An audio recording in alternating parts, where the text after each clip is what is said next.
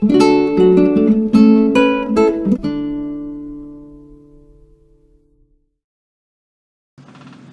up, athletes? Whoop, whoop. All right, so here's what we're going to do.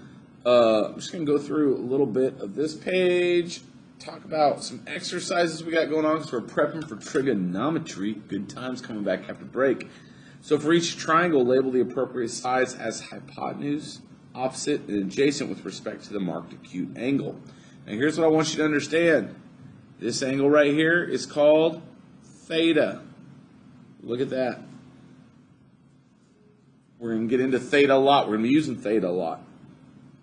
We're going to use it a lot for trigonometry. When we get into tangent, sine, and cosine, we'll talk more about that after the break.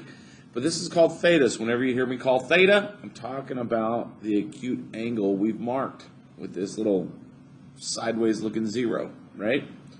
Okay, so whenever we talk about theta, first of all, in any right triangle, directly opposite of the right angle is always the hypotenuse. So this is the hypotenuse. Spell it right?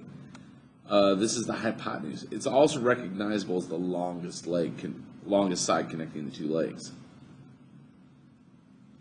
Anything that's not in a hypotenuse is a leg. Now, when we're talking about theta and start dealing with trigonometry, our legs are going to have names, and it changes depending on which angle we're marking as theta. So, if this angle is theta, the adjacent leg is the leg directly touching theta. So this would be adjacent. Now, whatever leg is opposite of theta is, I know, this is going to blow your mind, opposite. So in this one right here, what do we have? Touching theta is adjacent. Opposite of theta is, I know, opposite. So, what do we have here? The side of a right triangle opposite the right angle. So, opposite the right angle is the, what? Hypotenuse. The leg of the right triangle across from the marked acute angle, so across from it,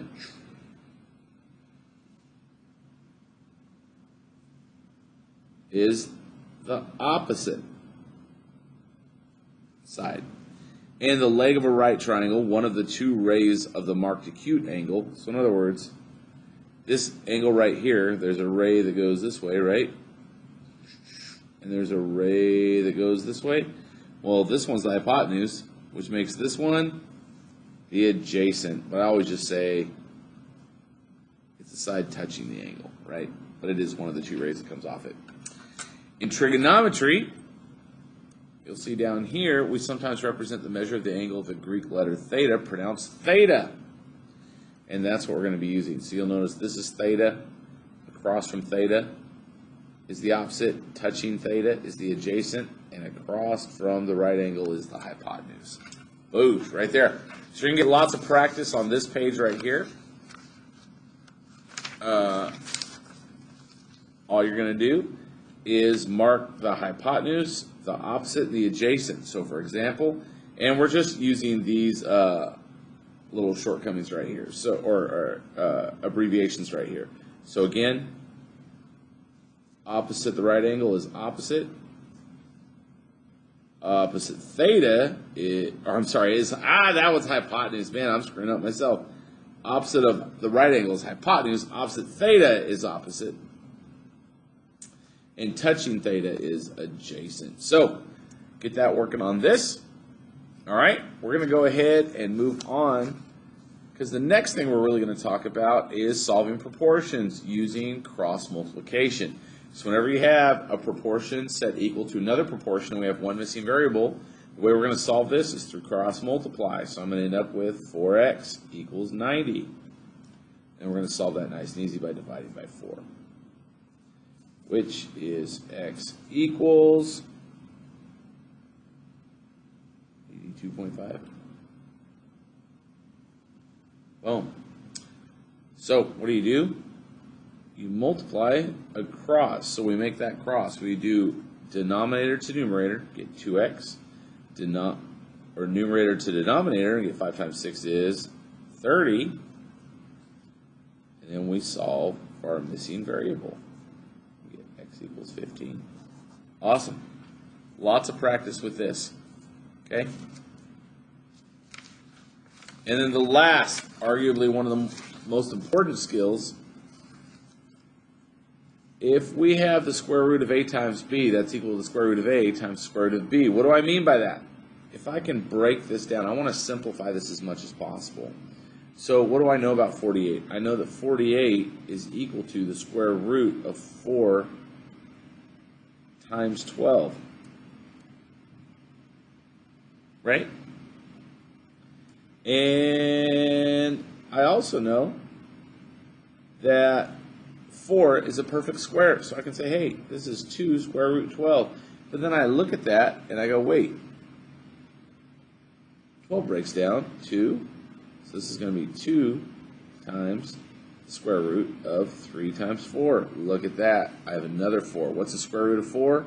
The square root of 4 is 2 again, so I'm going to have 2 times 2 square root 3, because I took the square root of 4. I can break it out. Then what's 2 times 2 is 4, so I end up with 4 square root 3.